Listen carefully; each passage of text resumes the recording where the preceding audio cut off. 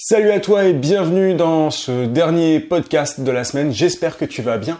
Alors aujourd'hui j'avais envie de te parler de création de contenu, un petit peu comme je l'ai fait les derniers jours, mais vraiment te parler des deux grandes écoles de création de contenu. Tu vois partout qu'il faut créer du contenu pour être visible, etc. Mais il y a sans doute un truc qui te freine, en tout cas c'est le cas pour de nombreuses personnes, c'est que il faut créer du contenu en général en masse, c'est-à-dire que ça n'a aucun intérêt, peu importe les plateformes, ça n'a aucun intérêt de publier un petit peu de temps en temps. Tu vois, sur YouTube, moi je publie très régulièrement. Je publie 4 vidéos par semaine ou 4 podcasts par semaine sur SoundCloud. Sur Instagram, il y a la plupart des gens publient plusieurs fois par semaine aussi. Sur LinkedIn, les plus gros influenceurs de LinkedIn, ils ont 3 à 4 publications par semaine pareil. Bref, tu vois qu'il faut produire en masse. Et du coup, ça te fait peut-être peur. En tout cas, moi, ça a été le cas au début. Je me disais, mais comment est-ce qu'on fait pour créer autant de contenu? J'avais pas tant peur du fait de ne pas avoir d'idées, mais plus de la quantité à produire. Pour moi, il y a vraiment deux écoles, et beaucoup de gens pensent à la première plutôt qu'à la deuxième. La première grande école de création de contenu, alors c'est moi qui fais cette distinction-là, mais ce sont les personnes qui vont se dire « je vais prendre énormément de temps pour créer du contenu. Je vais prendre du temps pour préparer ma vidéo. Je vais prendre du temps pour préparer mon article de blog. Bref, ils prennent plusieurs jours pour un contenu. Et du coup, forcément, si tu penses à la création de contenu sous cet angle-là, seulement à travers ce prisme-là, à travers en jouant selon les règles de cette première école, tu peux flipper, tu peux te dire, mais attends, mais comment est-ce que je vais faire 4 vidéos par semaine si chaque vidéo me prend plusieurs jours à préparer? C'est pas possible. Je veux dire, j'ai aussi un travail à côté. Ou alors je dois faire de la prospection parce que je suis indépendant, bref, peu importe, j'ai ma vie de famille. Tu te dis à un moment, mais comment est-ce que c'est possible, tu vois? Enfin, même moi, tu dois te demander, mais comment est-ce qu'il fait parfois pour... j'ai ce genre de questions parfois par email, mais tu produis beaucoup, tes journées, elles doivent être super intenses, etc. Et du coup, c'est sûr que si tu penses à la création de contenu à travers cet angle-là, tu dois te dire que c'est quasi impossible.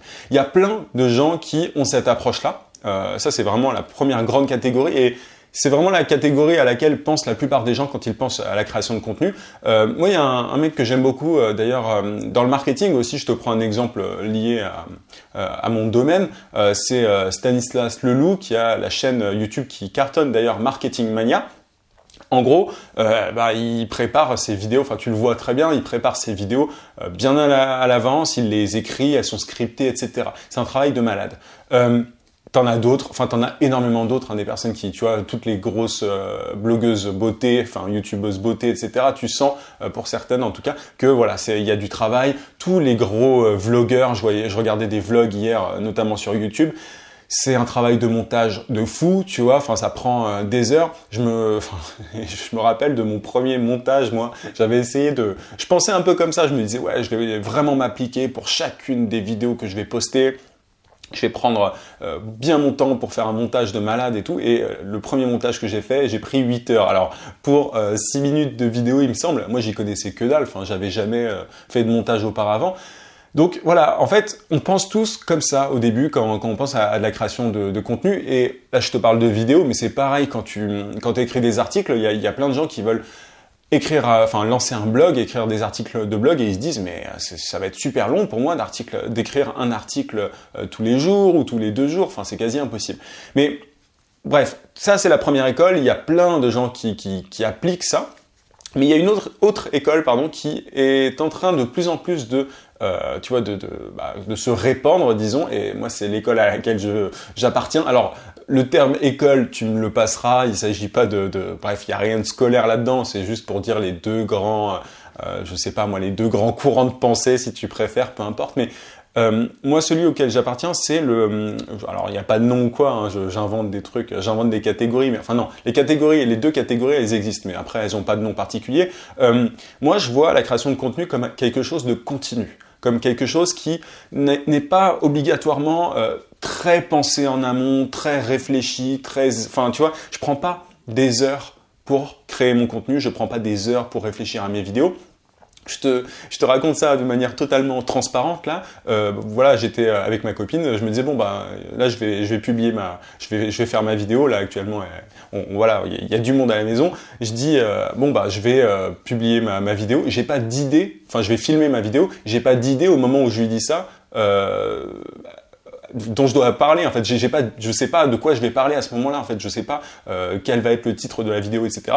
Mais je pose le trépied, j'allume la caméra, je réfléchis quand même un petit peu et j'essaye de savoir où est-ce que je vais, qu'est-ce que je veux te faire passer comme message, qu'est-ce que je veux t'enseigner, bref, qu'est-ce que je veux transmettre.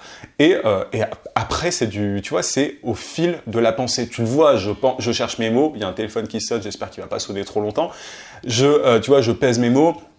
Je pèse pas particulièrement mes mots, pardon, je bredouille, tu vois, là c'est la preuve. Je bredouille un peu, je bute sur des mots, je me reprends, etc. Mais tu peux te dire, ouais, mais c'est pas parfait, du coup, c'est pas terrible. Enfin, moi, je préférerais prendre vraiment mon temps pour créer du contenu. Je préférerais que tout ça, que ça soit super propre, bien léché avec un montage, machin. Mais en fait, le truc, c'est que ça, c'est un obstacle que tu te mets dans la tête. C'est vraiment un truc que les gens s'imposent parce que t'es pas obligé de passer des heures pour créer du contenu pour qu'il ait un impact, pour qu'il plaise aux gens. La preuve, tu vois, moi j'ai pas d'1 million d'abonnés, tu le sais si tu me suis depuis quelques temps, c'est pas du tout mon objectif. Ma chaîne, elle me rapporte bien plus que si j'avais 1 million d'abonnés et que je dépendais de la publicité sur YouTube. C'est pas le sujet.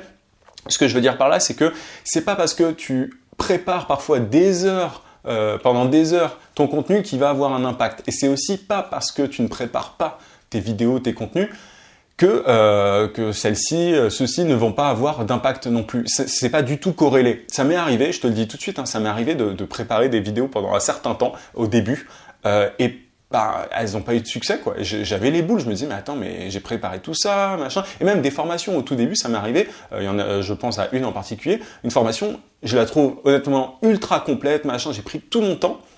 Je l'ai bien bossé, je crois que c'est celle que j'ai le plus bossé, et elle n'a pas eu autant de succès que j'aurais voulu. Donc tu vois que le temps que tu investis dans ta création de contenu et l'impact, les résultats, les bénéfices, peu importe, qui en sont tirés, ne sont pas du tout corrélés. Il n'y a aucun lien, mais alors vraiment aucun. Moi, mes vidéos qui marchent le plus sur YouTube, ce sont celles que j'ai parfois torchées, enfin tu vois, vraiment auxquelles j'ai pas du tout réfléchi en amont.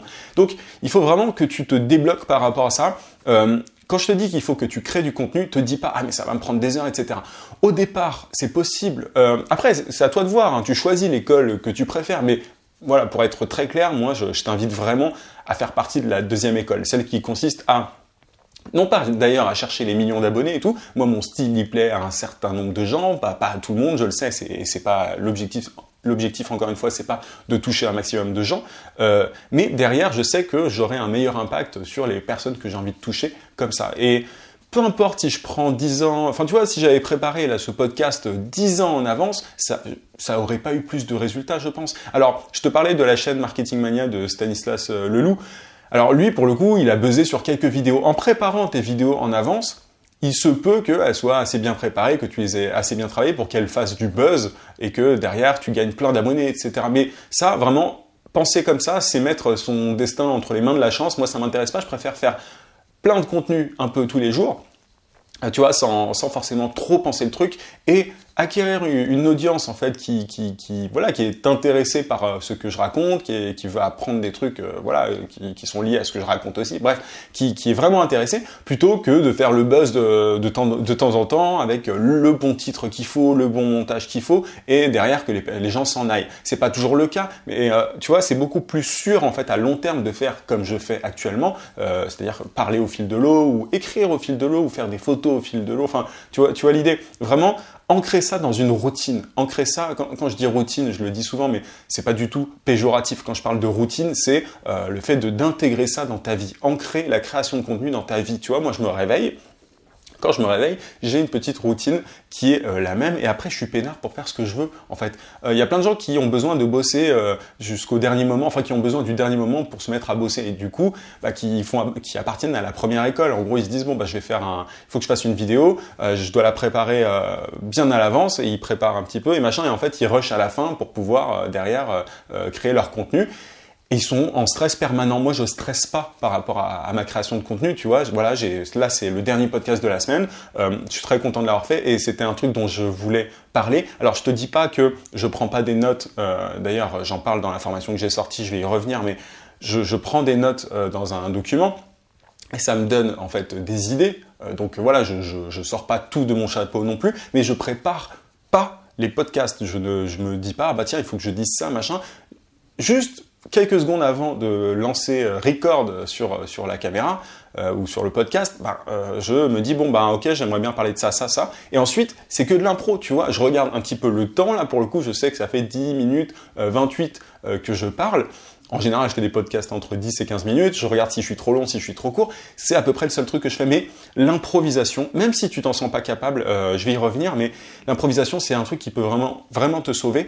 Et le fait d'être spontané, le fait d'être humain, en fait, tout simplement, c'est un truc qui, tu vois, même si c'est un truc qui te fait peur, il faut savoir, si tu penses uniquement stratégiquement, que c'est un truc qui plaît à de plus en plus de gens. Les gens, ils en ont marre, en fait, des jump cuts constants sur YouTube, ils en ont marre des trucs ultra bien léchés, etc. Si tu veux regarder ça, tu vas regarder la télé. Si tu veux regarder un article pareil de ce style-là, tu vas pas lire un article de blog, tu vas lire le journal, tu vois, tu vas lire Le Monde, Le Figaro, ce que tu veux. Mais du coup, il faut se dire qu'Internet, en fait, simplement, c'est un moyen de communiquer de personne à personne. Et faut pas tout voir comme une personne qui communique auprès d'une masse. Moi, quand je te parle, là, j'ai l'impression qu'on est en face à face, en fait. C'est aussi simple que ça. Et du coup, derrière, ça brise absolument toutes les limites que tu peux te mettre toi-même. Enfin, je veux dire, moi, je flippe pas, je me dis pas, tiens, il y a au moins 200, 300 personnes qui vont regarder la vidéo ou écouter le podcast, machin. Je m'en fiche de ça. À partir du moment où tu te débloques, à partir du moment où tu penses selon les règles, entre guillemets, même s'il n'y a pas de règles, tu l'as vu, mais de la deuxième école plutôt que de la première, tu vas vraiment te débloquer et l'avantage, c'est que tu vas être beaucoup plus visible en créant plein de contenu, tu vas avoir plus de visibilité, tu vas donc pouvoir asseoir ton expertise, augmenter ta légitimité, etc., comme ce dont je te parlais hier, mais c'est beaucoup mieux que de poster de temps en temps, tu vois, un article ou une vidéo, machin. C'est beaucoup mieux d'être là sur la durée. Je cite encore une fois Gary Vaynerchuk, mais tu vois, pour le coup, alors lui c'est un petit peu particulier, les vidéos sont extrêmement travaillées, c'est un entrepreneur, je vais pas répéter qui c'est, si tu me suis depuis longtemps tu le sais, c'est un entrepreneur, un patron d'agence digitale. Alors il a un gros travail de montage parce qu'il a des assistants, c'est assez différent pour le coup, il a un gros travail de montage, par contre ça lui arrive très souvent de prendre la caméra et de parler comme ça sans réfléchir, et tu vois que tout est impro chez lui, et il le fait notamment lors de ses conférences. Il y a plein de conférences auxquelles il participe où il dit en gros j'ai rien préparé, on va parler ensemble comme ça pendant 1 heure, vous allez me poser des questions et je serai là pour y répondre. Mais être capable d'improviser, c'est vraiment une force et ça se travaille, c'est totalement possible de le faire. Tu vois, là je bute encore sur des mots, c'est pas grave. Je pourrais me dire, si j'étais dans cette obsession de la perfection, je pourrais me dire, ah ouais, mais là tu coupes et tu recommences parce que les gens ils vont se moquer de toi, etc. Je m'en tape en fait, tu vois, je m'en tape parce que je sais que t'es pas à ça près. Si t'es vraiment intéressé par le fond de ce que je dis et non pas sur la forme, tu vas faire abstraction des quelques mots sur lesquels je bute, tu vois. Mais moi, alors, ça fait un an et quelques maintenant que je parle devant une caméra et que je fais un podcast. Alors, moins longtemps que je fais un podcast, mais du coup, ça vient avec l'habitude. Tout ça, c'est pas inné, j'ai jamais parlé devant une caméra avant, alors j'ai fait un peu de musique avant, j'ai fait un peu de scène, mais tout ça, ça se travaille. Tout le monde est capable de faire ça. Et bref, en faisant partie de cette deuxième école plutôt que la première, tu verras que ça va te permettre d'avoir plus de visibilité et d'asseoir ton expertise, et du coup, c'est la conséquence directe, tu vas pouvoir générer des ventes, tu vas pouvoir attirer des clients potentiels qui vont vouloir payer tes services ou tes contenus grâce à ça. Mais du coup, débloque-toi et arrête de te dire qu'un contenu c'est forcément ultra quali, ultra bien monté, machin, on s'en tape en fait. Mais vraiment, que ça soit très très clair. En tout cas, si ça t'intéresse, si toi aussi tu veux créer du contenu et que du coup tu te dis moi aussi j'ai envie d'appartenir à cette deuxième école qui ne cherche pas les millions d'abonnés mais qui cherche à parler à une cible précise, c'est ce dont je te parle régulièrement, j'ai créé une formation qui s'appelle Content Creator, je l'ai sortie mardi, elle est disponible à un tarif ultra avantageux jusqu'à dimanche 23h, après elle reprend son tarif normal. Le but c'est de t'aider à gagner ta vie grâce à ton contenu. Si tu en as déjà créé, si tu n'en as pas encore créé, bref, je te montre tout de A à Z et notamment le tunnel de vente complet pour pouvoir générer des ventes grâce à ça, que tu sois sur YouTube, que tu sois sur Instagram, peu importe, en fait, c'est une méthodologie qui s'applique à toutes les plateformes. Et je te parle notamment de ça, du fait de créer du contenu en continu. et du coup de pouvoir être beaucoup plus visible que si tu créais du contenu de temps en temps. En tout cas, je te montre vraiment plein d'astuces aussi, je te donne plein de hacks et de techniques notamment pour gagner de l'audience, gagner plus de visibilité. Tu as le lien, en tout cas si tu es intéressé, si tu as envie d'en savoir plus, tu cliques sur le i si tu es sur YouTube, sinon tu as le lien dans la description si tu es sur le podcast, je te donne vraiment tous les détails. Je te rappelle que à dimanche 23h, la formation sera plus chère. Là, c'est vraiment un tarif de lancement, un tarif spécial, ultra préférentiel. Donc, n'hésite pas à cliquer si ça t'intéresse. Si tu es sur YouTube, je t'invite aussi à liker cette vidéo si ce n'est pas déjà fait, à t'abonner à la chaîne. Si tu es sur SoundCloud, un like me fait toujours très plaisir. Je te souhaite un très bon week-end. En attendant, mardi, n'oublie pas, vie sans limite. À plus.